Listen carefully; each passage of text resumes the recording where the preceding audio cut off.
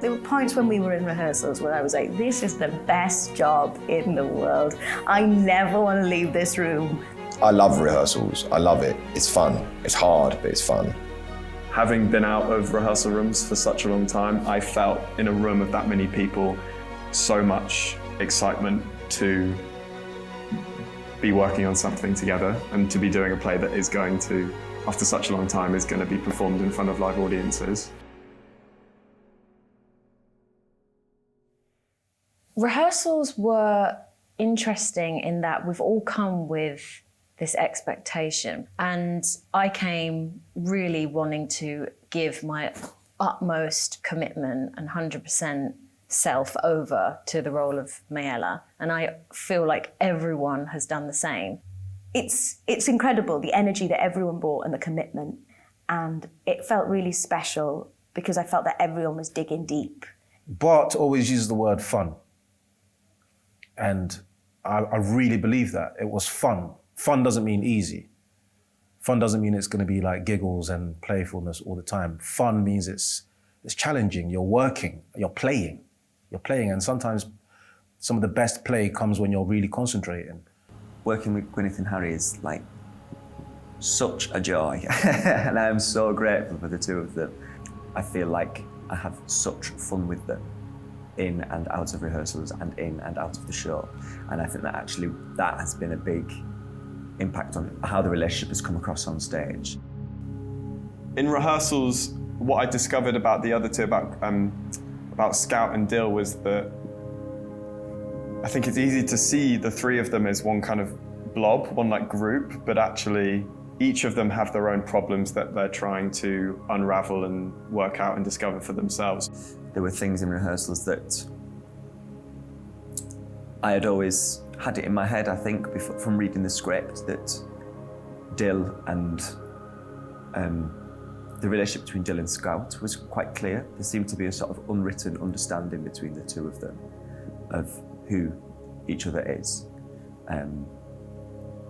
You know, a struggle with sexuality and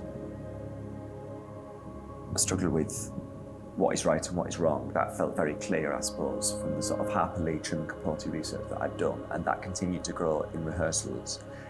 We discussed a lot about how Scout identifies, and especially as a young person who was always being told that she's this little girl, you know, and she doesn't identify with that as such, and talking about what that can mean and what that does mean for me and what that meant for Scout and what that meant for Harper Lee. From reading the book and from reading the script, I was like, okay, the central problem for Jem is the fact that he admires and loves his father and looks up to him and kind of wants to be him, but at the same time thinks that his theory on people and his theory on the world is wrong and does more harm than good. I kind of understood that quite quickly, but I didn't want that to manifest too much in a way that was just like I was shouting the whole time or I was just angry and playing it on one level. So I think that was kind of how it started, and then from there it was finding the kind of softer side to him and the stuff that he didn't necessarily show.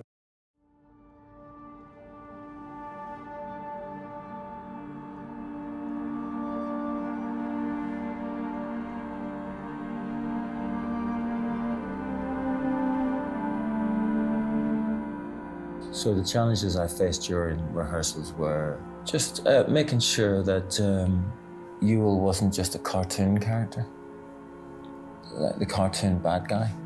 I didn't want Bob Ewell to be one of those people that audiences would just dismiss as, oh yeah, he's white trash, he's not like us. You kind of dismiss those people at your peril and what makes them tick and why they're so enraged. The development of Calpernia during rehearsals was challenging, to say the least. I was aware that it would be quite challenging, but the demands that it required was something I don't think I'd quite bargained for. So I hadn't bargained for the effect of the storytelling would have on my character. With Tom Robinson, I didn't want him to be weak. I didn't want him to be a victim. I didn't want somebody who has no agency, you know. And so I was always struggling with that, because in the play, he doesn't have much agency. He sits there for 2 hours and listens to people call him all the names under the sun. So it was about trying to keep a strength to him, a dignity to him, a steel to him. And that's it's an ongoing process. Every performance is like, you feel like you want to break into 1,000 pieces, but you can't, because Tom can't. Interestingly enough, she does a lot of listening, but that listening is at times violent, because she's having to witness in the courtroom and the basic abuse of Tom Robinson. History is littered with Tom Robinsons. Black men especially know the story of Tom Robinson. Black women know the story of Tom Robinson. And through the rehearsal process, the weight of that became apparent. Thank goodness we have the company that we have, because the level of support that's around, I'm really grateful for it. I don't think I could have done it without it. I've never worked with a cultural coordinator before. When we met Tavia, it was my first insight into this job, and she herself said this is a new thing. She sort of created this, and I think it's so invaluable to have on a production specifically like this, to really help us understand each other's sides and each other's experiences, and how this script in particular will make one person feel as opposed to another person feel at the end of the day. It is important that we recognize that different identities come with a different set of communication tools and all of those things. And these identities also sometimes have difficulties communicating with each other. And so being in this space, I am educating people on what those differences might look like, and helping and alleviating the spaces in which conflict may arise or disagreements, so that we can focus on the work and the art and the piece, and not the racial trauma or racial difficulties or racial divide. You do find that as a global majority, you've been in these spaces where you need to express certain things, but you do feel kind of muted, and you don't feel that it's appropriate to voice these things, even in a situation like this, where the story is pertinent to your very existence. It showed to me that there was an understanding from the powers that be, the institution, that trauma can manifest itself in many different ways, and welfare of an actor is important. One thing people don't realize about making a piece of theater is that every piece of theater has its own autonomous logic and its own rules and its own place. So when you come to encounter actors, you have to take them on their terms, and so you're building from them. You're not imposing on them something. So what's fun about making To Kill a Mockingbird is having Rafe Spall, who's so extraordinary. Already in 2 days, he brings such a freshness to it that I can make a different kind of version of Atticus than I would with someone else. So that part is really what makes the job I have pretty fun, because we get to build a world with these amazing actors. Bart didn't communicate any vision to me of this character, because that's not his job. That's not his job to communicate visions of who this character is. That's my job. That's what he, as a good director, understood. A good director enables the actor's instincts. So he took it off me, enabled that, gave me the room, the encouragement, the space to create whatever it was I wanted. Bart really, he was amazing at pushing me to go further than I wanted to go, I think.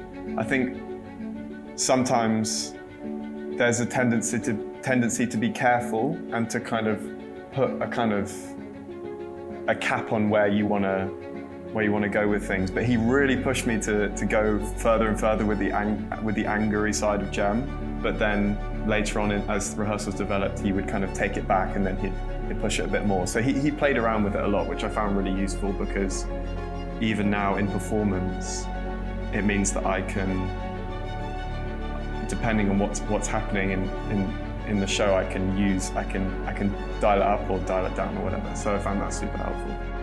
So Bart gave me lots of ideas. For example, in her sort of final big speech, there are some lines that if you were to cold read them, it sounds like she's talking about Tom or the black community, but in actual fact, it could be on certain lines from a place of thinking about her own family and how she's treated at home. Bart would say things like, the best defense is offense. So, you know, part of her fight is really just fear. And obviously, you know, I came with lots of those thoughts myself, but it was great to get that sort of insight from Bart as well. Tech Week, Jesus. 3 words to describe Tech Week. Exhausting. Atmospheric. Inspiring. I wasn't nervous, I was excited, I was really excited. I think there was an amazing kind of excitement in the cast, but I could tell that everyone was just like holding their breath a bit. I love that pressure. I love it. I'm addicted to it.